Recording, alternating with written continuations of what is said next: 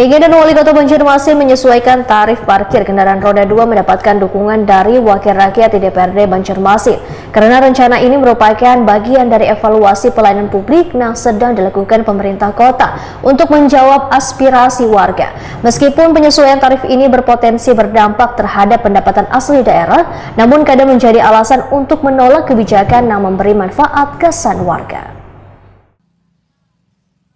Keinginan Wali Kota Banjarmasin Muhammad Yamin yang menyesuaikan tarif parkir kendaraan roda 2 mendapatkan dukungan dari Wakil Rakyat di DPRD Banjarmasin karena rencana ini merupakan bagian dari evaluasi pelayanan publik yang sedang dilakukan pemerintah kota untuk menjawab aspirasi warga.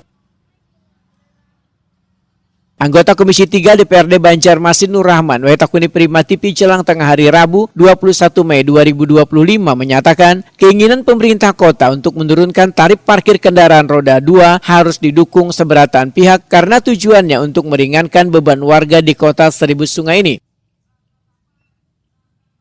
Meskipun penyesuaian tarif ini berpotensi berdampak terhadap pendapatan asli daerah, namun kadang menjadi alasan untuk menolak kewajiban yang memberi manfaat gasan warga. Politisi Partai Keadilan Sejahtera ini menyatakan, pemerintah Wandewan harus berjalan seiring dalam mewujudkan pelayanan publik yang terjangkau. Karena penurunan tarif parkir ini menjadi bagian dari upaya pemerintah kota dalam mengevaluasi pelayanan publik dan merespon keluhan warga. Nur Rahman memedahkan, DPRD Banjarmasin mendorong agar penurunan tarif parkir disertai dengan pembenahan sistem manajemen parkir di lapangan. Saya sih sangat setuju, artinya kan untuk meringankan masyarakat yang ada di kota Banjarmasin ini kan. Kalau memang itu artinya memang lebih baik daripada sebelumnya, kenapa enggak? Jadi kalau untuk saya pribadi sih setuju aja gitu loh, anunya kan. Tidak mengurangi pendapatan kah Pak dengan menurunkan tarif parkir tersebut? Ya memang sih ada pengaruhnya untuk PAD kita kan.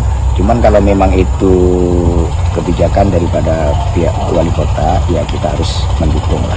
Apalagi artinya untuk kebaikan masyarakat yang ada di Banjarmasin. Intinya gini, ketika dia artinya memang berpihak terhadap masyarakat yang ada di kota Banjarmasin ini, kita sih bagus-bagus saja.